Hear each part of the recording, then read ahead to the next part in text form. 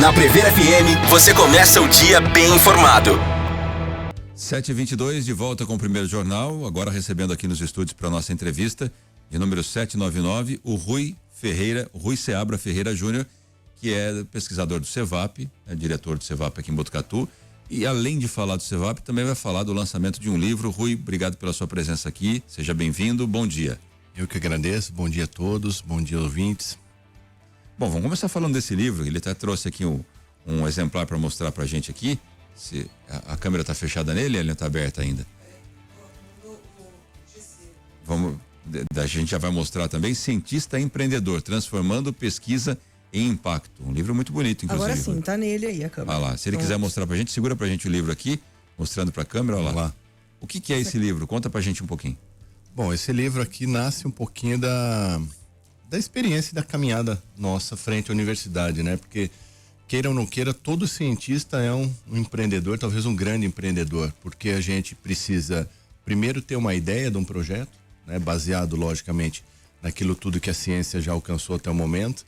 Depois você precisa escrever um projeto, né? Você precisa delinear esse projeto no papel, precisa convencer outras pessoas a te dar dinheiro para executar esse projeto, né? A gente precisa ir atrás de fundos para esse projeto.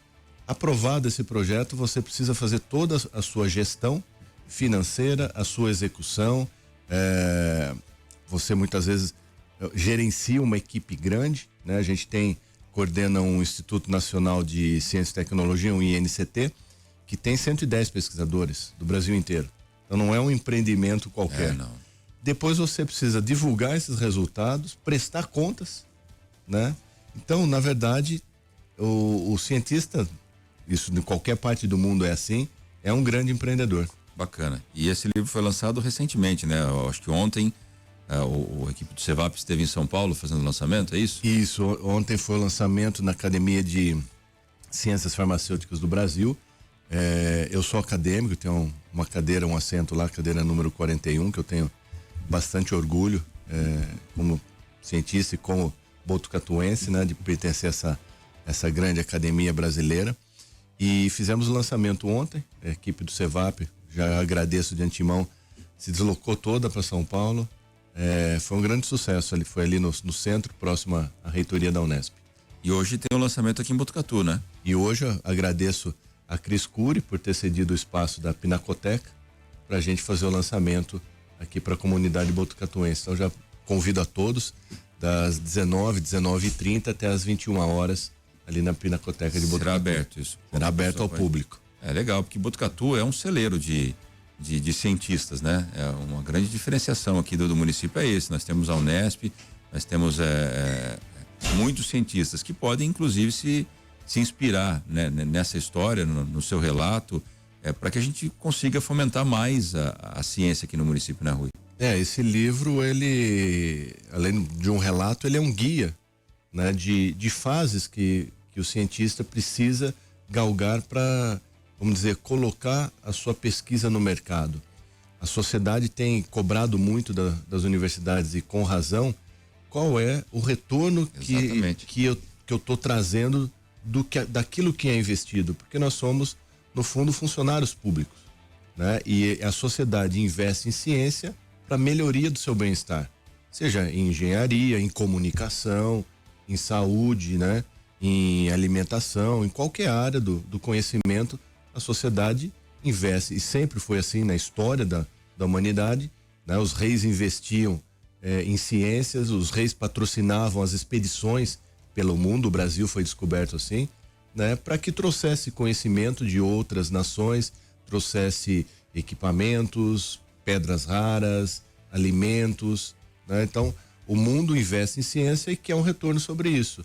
E é justamente através do que a gente chama hoje de ciência translacional que a gente faz essa translação do que é produzido na bancada dos laboratórios até chegar na sociedade.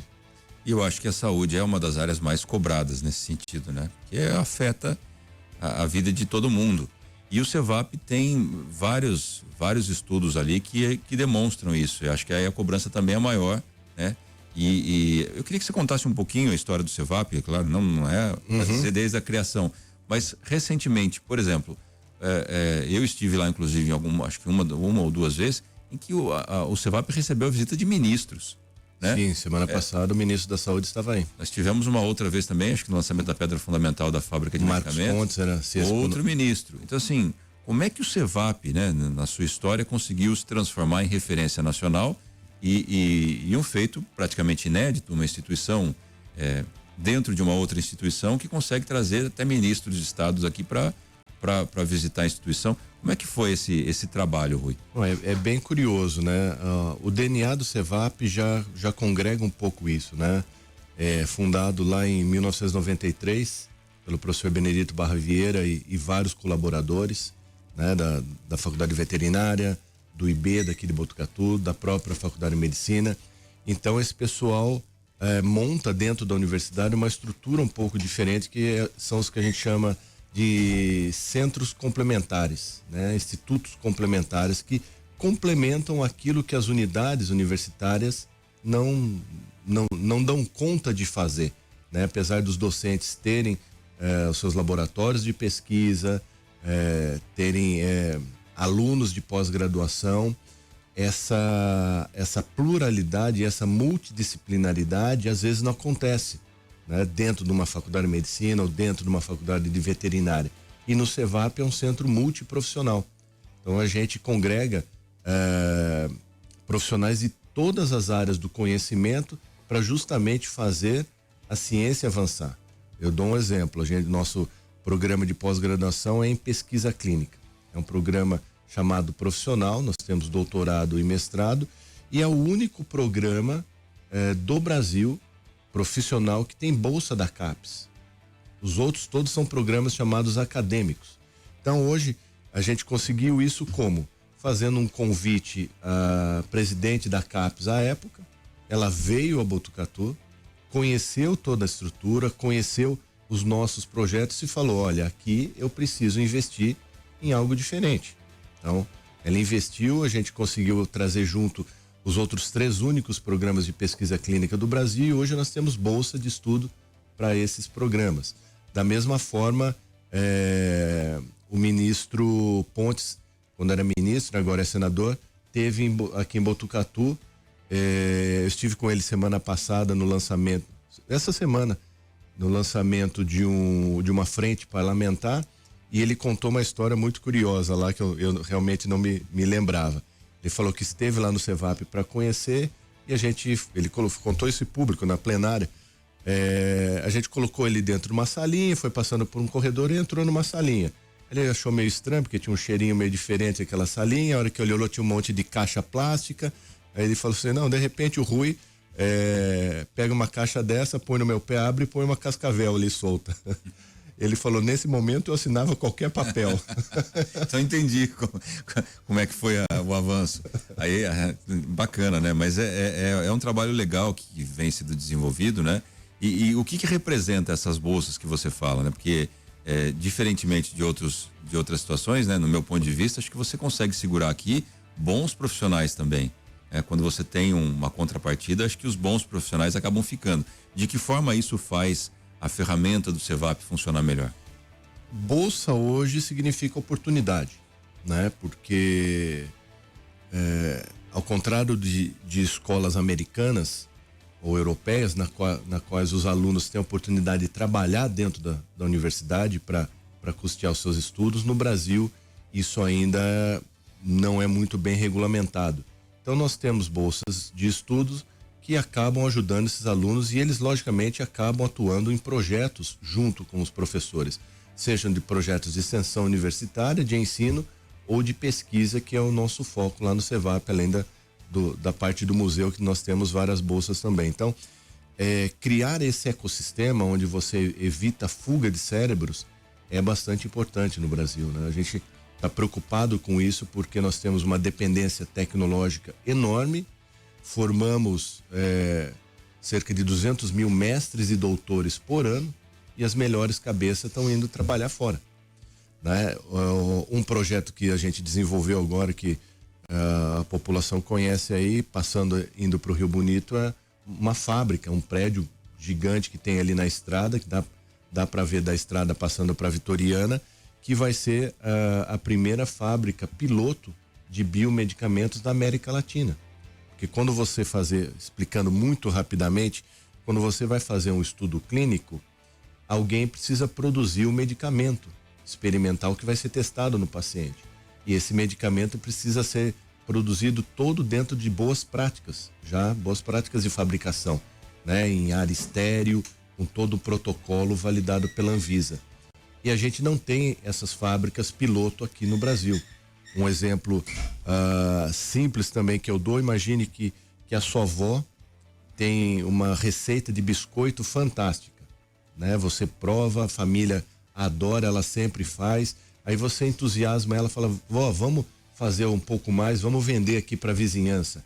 E a vizinhança adora, vocês ganham um dinheirinho ali na região, vendendo, mas fazendo na cozinha de casa. Aí você fala, não, vamos levar isso para mais gente, né? E aí você procura uma fábrica de alimentos para te produzir um pouco mais de bolacha para você vender para mais pessoas e testar, ver se aquilo realmente tem comércio real, né? No mundo real. E nenhuma fábrica vai parar a linha de produção dela, que produz milhares de pacotes de bolacha por dia, para produzir uma receita nova. Para testar a sua. Para testar a sua. Então, é um prejuízo muito grande. Então, você precisa de mini fábricas para poder produzir esses lotes pilotos. Mas o medicamento é mais difícil, né? Você não tem mini fábricas espalhadas por todo lugar. Esse é o desafio. Esse é o grande desafio. Existem outras? É a primeira? No mundo há várias. Mas aqui, né? No estado de São Paulo? Na América Latina não tem. Pioneira, então. Pioneira na América Latina. Bacana. E o que vocês pensam em produzir lá nesse primeiro momento, né? Porque a demanda ainda vai chegar, mas vocês já devem ter demanda própria ali, que são o selante de fibrina, a questão do soro antiapílico, né? São esses ou já tem com novidade ali também? Sim, o Brasil hoje ele tem uma dependência enorme, principalmente de países como Índia e China. Nós importamos 95% dos insumos farmacêuticos ativos, os chamados IFAs, ou seja, a receita do bolo pronta. Chega aqui no Brasil, a gente põe água e envasa. Essa é a realidade hoje da nossa indústria farmacêutica. Ela faz muito bem isso. Tem tecnologia de ponta para fazer isso. Não falta medicamento nas prateleiras das farmácias brasileiras, ao contrário de outros países. Nós temos os genéricos aí e os similares com sucesso enorme. Então, isso está resolvido. Mas se os portos da China e Índia fecharem, a dependência do Brasil é enorme. A gente não produz dipirona, Novalgina, para você ter uma ideia do quanto é a nossa dependência tecnológica e a dependência da nossa indústria farmoquímica. Então, nós vamos produzir medicamentos de alto custo para o governo, são os chamados anticorpos monoclonais. O Brasil hoje tem um déficit de 20 bilhões de dólares, né, mais de 100 bilhões de reais ao ano na área da saúde, só com gastos na área da saúde. Então, essa conta não fecha, né? Enquanto o agro está colocando dinheiro dentro do país com muito suor, né, a saúde está fazendo festa, né, com muita dor. Então, esses medicamentos monoclonais, nós temos hoje talvez 8 ou 10 produzidos no Brasil, apesar do IFA também importado, mas nós temos quase 80 ou 90 com registros na Anvisa, né, que são importados e o SUS entrega para as pessoas, né? Uma dose chega a 15, 20, 30 mil reais e às vezes é uma dose por semana. São medicamentos de altíssimo custo e que funcionam contra câncer, doenças metabólicas, doenças ósseas, autoimunes, né? E nossa população ainda infelizmente não tem acesso como nós gostaríamos a esse tipo de medicamento. Então, nós vamos produzir aqui os chamados biosimilares. Tentar fazer o que foi feito com os genéricos 25 anos atrás, fazer com os biológicos, que é necessário uma tecnologia muito maior do que simplesmente os medicamentos químicos, né? Essa fábrica, ela sai então um pouco do escopo do Cevap, que no seu próprio nome leva venenos, né? Isso. Vai ser deslocado ou é uma unidade dentro do Cevap? Como é que vai ser essa gerenciamento? É uma unidade dentro do Cevap, pertencente à universidade, na qual nós estamos estruturando uma nova fundação, assim como a gente tem a FAMESP, tem a Fundibio, a FEPAF, né? Temos outras fundações na Unesp, a própria Fundunesp, que é a fundação da universidade, mas uma fundação exclusiva e dedicada pro objeto dessa fábrica, né? Assim como a gente tem a Fundação Butantan lá em São Paulo gerenciando o Instituto Butantan. E por que isso é necessário? Porque você tem uma série de regras, compliance, governança própria, para poder assinar contratos com uma Pfizer, uma Novartis, né? Uma empresa multinacional até na área da saúde. Então, exige-se um rigor, né, no acompanhamento dessas atividades que muitas vezes a velocidade não dá a universidade não dá essa velocidade, né? Porque a universidade tem uma série de missões, entre elas a maior delas é a educação, e a produção de medicamentos não é uma missão da universidade em si, per si. Então aí que entram esses institutos complementares, né? Trazendo essa complementariedade ao que é feito na universidade. E quando a gente fala uma fábrica, o nome às vezes leva a experimental, você imagina que serão poucas unidades de medicamento. Vão produzir ali uma caixinha para experimentar. Não vai ser bem assim, então. Qual é a produção que é possível ser feita nessa fábrica? Você citou grandes nomes da indústria farmacêutica. Como é que isso vai ser atendido? Qual é o tamanho de produção que vocês conseguem ter ali dentro? Quando você faz ensaios clínicos, principalmente fase 1, 2 e 3, você quer primeiro testar a segurança, depois você vai testar a eficácia disso numa população controlada. E isso é feito num grupo pequeno de pacientes, né? Que pode chegar de 50 pacientes a 10 mil, 20 mil. Então, você precisa produzir esses lotes de 20 mil caixinhas, vamos dizer assim, num ambiente fabril, numa mini fábrica, que é igual a uma fábrica convencional, né? É igual a uma casa, mas você tem uma casinha de boneca. Escala menor. Uma escala bem menor, né? Então, nós vamos trabalhar com bioreatores ali dentro, enquanto na indústria farmacêutica vai a 2 mil litros, 5 mil litros, uma escala de bioreator, a gente vai até 200. Então, você produz menos, porém nas mesmas qualidades e uma cópia do medicamento que vai ao mercado. Um exemplo é o soro antiapílico. Nós não temos uma fábrica de soro aqui. Então nós procuramos uma fábrica como o Instituto Vital Brasil, que lá no Rio de Janeiro e Niterói, que topou entrar nessa pesquisa e produziu pra gente, parou sua linha de produção para produzir para o ensaio clínico fase 2 que aconteceu há alguns anos atrás, que eu me lembro na época 3 lotes de cerca de 2 mil unidades cada lote. Agora a gente aprovou no Ministério da Saúde, e essa foi uma das razões da vinda do ministro, o fase 3 do soro antiapílico, onde a gente vai fazer em 10 a 30 cidades no Brasil todo, para justamente aprovar na Anvisa e esse medicamento poder chegar no SUS. Entrando já no soro, né? Eu queria falar do soro e também do Celante, que são os carros-chefes aí do Cevap, mas o soro ele tem um diferencial, né? Porque a pessoa que tem uma doença, você vai lá e trata ela. O soro tem que esperar a abelha picar para você poder testar. Como é que é feito isso? Ele tem uma validade? O estudo demora mais por essa razão? Esse é um grande desafio que a gente enfrentou e vai enfrentar novamente nesse estudo, que justamente como você falou, né? Você tem uma unidade como a nossa unidade de pesquisa clínica aqui que vai receber os pacientes. Se o paciente tem uma doença e lá tem um tratamento experimental, ele vai atrás, né? Se ele se enquadrar aos protocolos, né? Os critérios de inclusão daquele estudo, ele vai ser tratado. Agora, no acidente com animal peçonhento, não, precisa acontecer um acidente.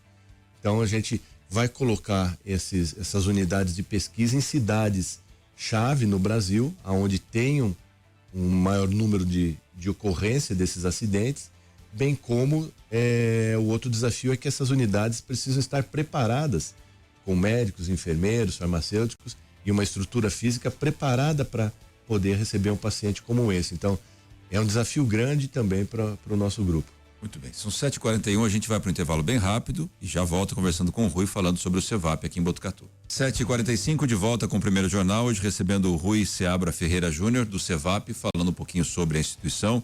Já falou sobre o lançamento do livro, reforçando que hoje às 7h30 da noite na Pinacoteca também tem o lançamento aqui para Botucatu. Mas, Rui, ainda voltando naquela questão das visitas, né, de pessoas importantes pro Cevap aqui, nós tivemos na semana passada o ministro Alexandre Padilha, que também teve como dentro da sua agenda ali uma passagem pelo Cevap. Isso aconteceu? Como é que foi? Você jogou a cobra no pé dele lá para ele assinar o que precisava ou não? Bom, o ministro Padilha tinha uma agenda já pré-agendada aqui no Hospital das Clínicas, né? Junto com o Dr. Zeca.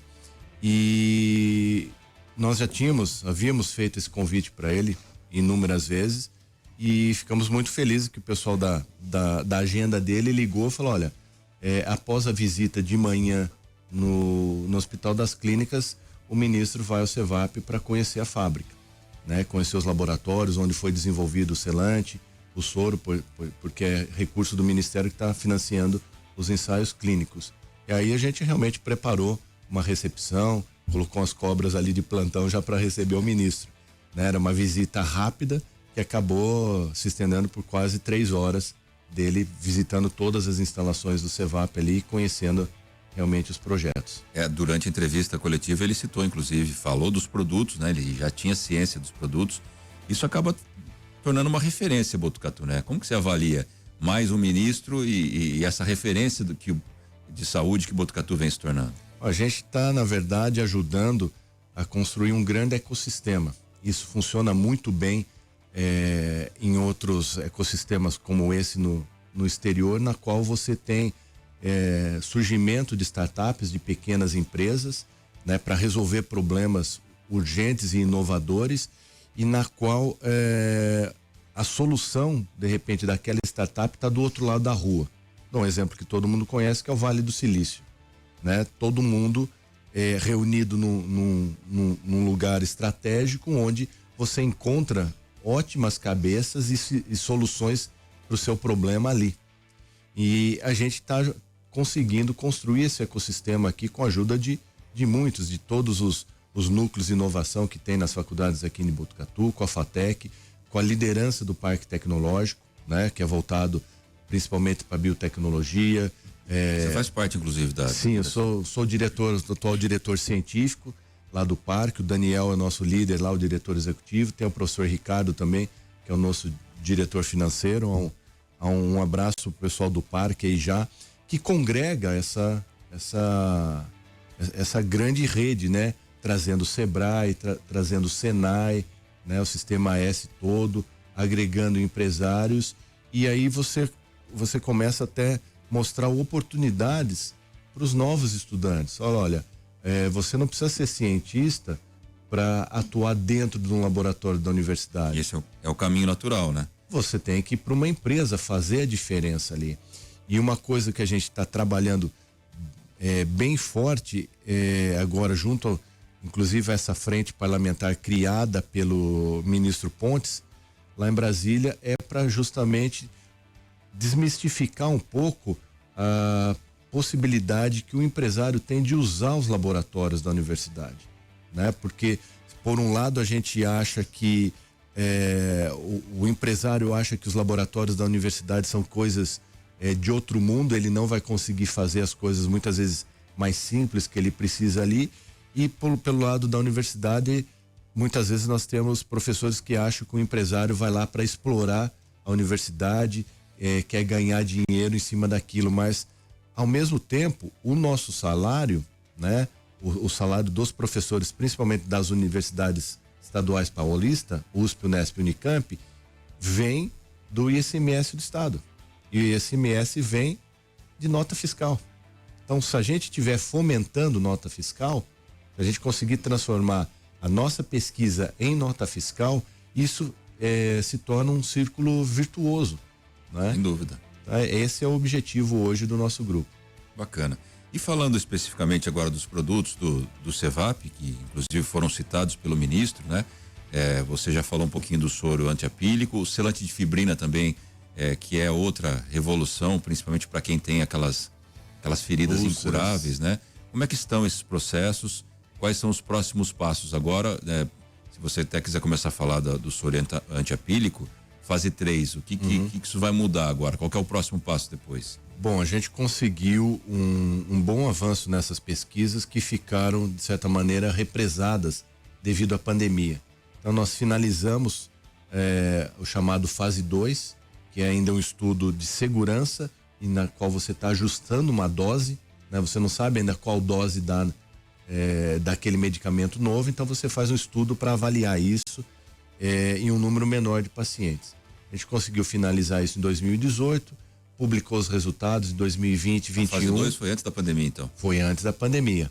A gente publicou os resultados, enviou todo um relatório para a Anvisa, e aí veio a pandemia, aonde os investimentos em saúde foram, logicamente, direcionados para o combate à pandemia. Então, os estudos, Botucatu participou de um grande estudo na época, né? Foram direcionados para vacina, tratamento, hospitalização, novos medicamentos, né?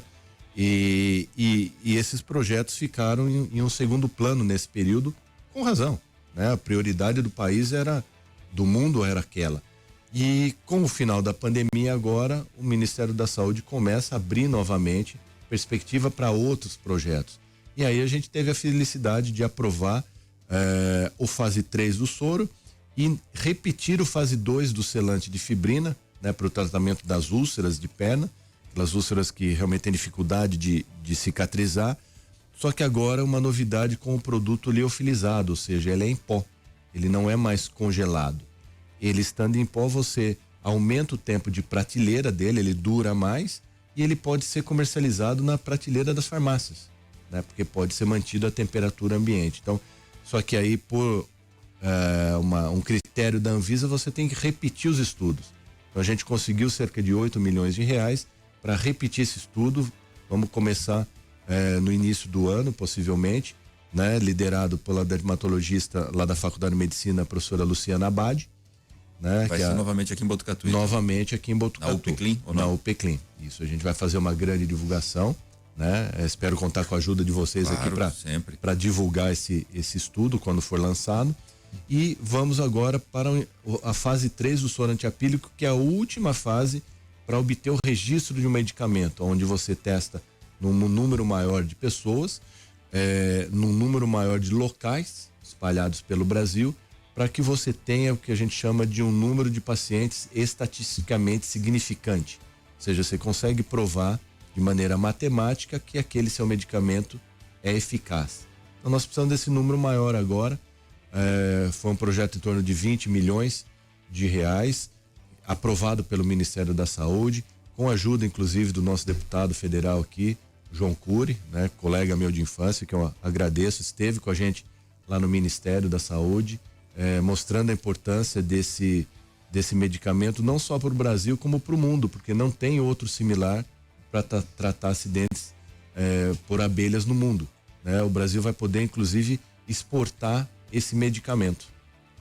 Essa fase 2, 3, é algo que mais ou menos os cientistas, os pesquisadores já sabem, você já tem ali o resultado em laboratório. Você tem que testar isso para comprovar, é mais uma comprovação para a Anvisa, né?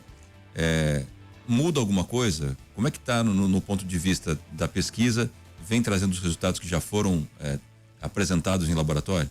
É aí que realmente vira a chave da transformação da ciência em tecnologia, né?